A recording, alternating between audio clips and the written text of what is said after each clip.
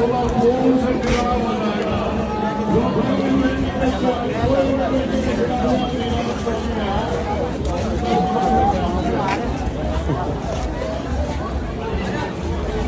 صلی علی محمد و آل محمد انا للہ و انا الیہ راجعون۔ حاضرین کرام، میں اس وقت مسجد کوفہ کے اندر موجود ہوں۔ سامنے مسجد کوفہ کی دیوار ہے اور یہ امام علی مرتضیٰ علیہ السلام کا گھر ہے۔ یہ وہی گھر ہے کہ جس گھر سے نکل کے میرا مولا مسجد کوفہ کے اندر داخل ہوا، اور آج شب ضربت ہے۔ تمام سادات کو امام زمانہ علیہ السلام کو تعزیت پیش کرتے ہیں۔